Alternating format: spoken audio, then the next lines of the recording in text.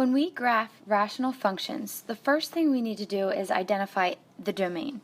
Now to do that, we need to factor. So let's look at this example. The numerator can't be factorable, but the denominator has a GCF of 2x. And then I have x minus 5 left over. So we need to identify the domain, which is going to be all real numbers, meaning x can be any real numbers except x can't be 0 and 5. This is something we've been doing all along, and this is why. Because of when we go to graph these functions, that's what x can't be when we graph them. There are two aspects now that we need to identify. It's called a vertical asymptote, which is a vertical line, an imaginary line, which the graph cannot touch. It cannot cross. It can get really close to it, but it's not going to touch it. So vertical asymptotes and holes, meaning like if I graphed a vertical line, or I'm sorry, a linear line, then I'd have to erase a little portion, and now I have like a hole in the middle of it. Okay, so that's what it could look like. Alright, so vertical asymptotes and holes go together because they deal with the domain restriction. Now, holes come from when we simplify. So, a hole is created when, looking at this function right here, I can simplify 2x. So if 2x goes away, that means that our domain restriction of 0 was simplified. It crossed out. So we have a hole at x equals 0. Now, I could technically write this function up here as 1 over x minus 5. Well, we still have a domain restriction of 5, so that's where our vertical asymptote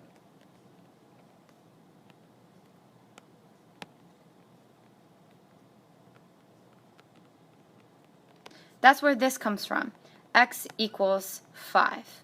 So basically, I'm trying to say that we set our domain restriction, which we have been doing all along. So that should be something that we have now. Now, after you do the domain restriction, the question is, okay, well, x can't be 0 and it can't be 5. But why? Why can't it be 0?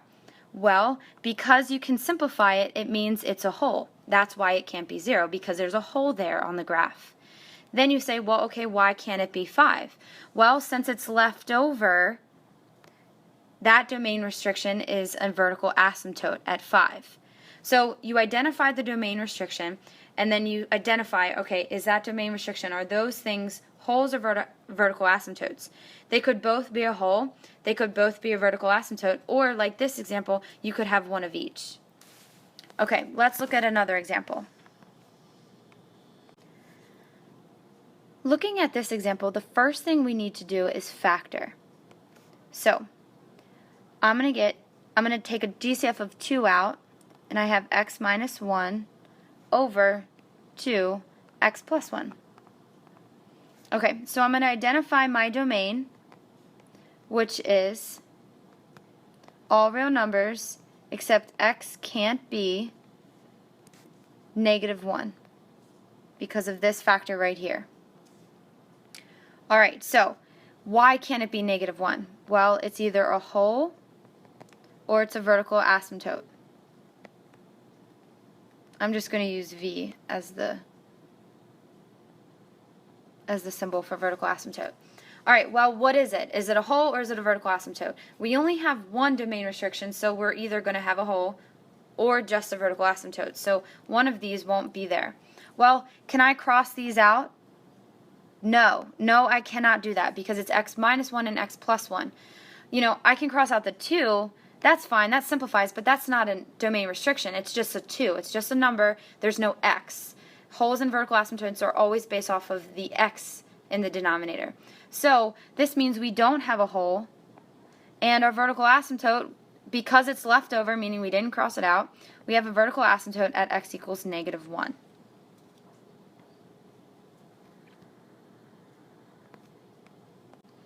Okay, this is our next example.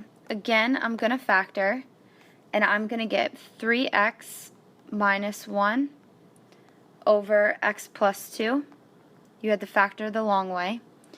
and then it's over our denominator, which is x plus 2. All right, domain restriction. Our domain can be all real numbers except x can't be negative 2. Why can't it be negative 2? Well, it's either a whole or it's a vertical asymptote. Now you identify, okay, now you see if you can simplify, and I can. I can cross this out, which means that domain restriction right here is a whole. So we have a whole at x equals negative 2. Since we crossed out the whole denominator and we simplified this whole fraction now into just 3x minus 1 over 1, since this is what it simplifies to, there's no x left in the denominator down here. It's just a 1. So I don't have a vertical asymptote in this case. The last thing we need to identify when we graph rational function are horizontal asymptotes. Now, these are a little bit different because this is like a separate thing you need to memorize. So there's 3 parts to it, and this is the first one. If you have a function such as this,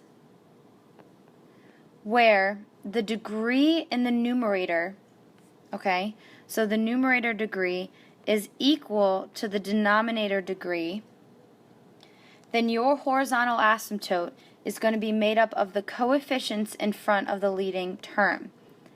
So essentially, since this is in standard form, your x squared comes first, it's made up of the coefficients in front. Now, since it's a horizontal, it's going to be a y equals, whereas our vertical was x equals, so it's horizontal, it's y equals 3 over 2. So there's going to be a horizontal line through 3 over 2 that the graph can't go through. Okay, now, if I gave you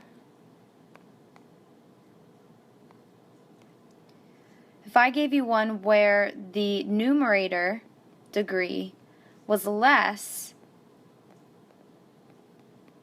than the denominator degree,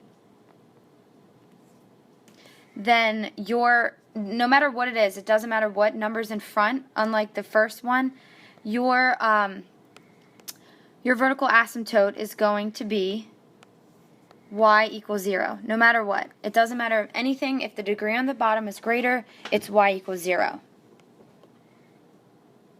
Alright, your last option is if the degree is greater on the top. For example, like this. My degree is 3 on top, it's 1 on the bottom. So that means my numerator is greater than the denominator degree. So then my there isn't a y asymptote. So there isn't a vertical asymptote. So you either have the coefficients, y equals your coefficients put together, you either have y equals 0, or there just isn't one. Alright, let's look at a couple more examples and see if you can identify them based off of this concept. Go ahead, look at these 3 examples and identify the horizontal asymptote, if there is one. Alright, in the first one, the numerator is less than the denominator. So this means that you have a horizontal asymptote at y equals 0. Again, the coefficients don't matter because the degrees are different. Now in number 2, you have a linear over a linear, so your degrees are both 1 on the numerator and the denominator. So your horizontal asymptote is made up of your coefficients, which is 4 over 5. And then this third example, your numerator is greater, which means there isn't one. So in addition to the domain, vertical asymptotes, your wholes, you also need to include horizontal asymptotes. So after you would do all of this, we could then go and identify x and y intercepts, we can make an xy chart, and then we would be able to graph our function. The one side note that I do want to say is, even though horizontal asymptotes say that our asymptotes are defined as an imaginary line that can't be crossed by your function, horizontal asymptotes are the one thing that could be crossed. Sometimes we will have rational functions that will go through a horizontal asymptote, so just keep this in mind. It definitely won't touch a vertical, but it could possibly touch a horizontal. You will have your calculator with you, so you'll be able to see this happening, but it's important that before you even touch the calculator, you are able to identify the domain, the vertical asymptote, any holes, and the horizontal asymptote all on your own.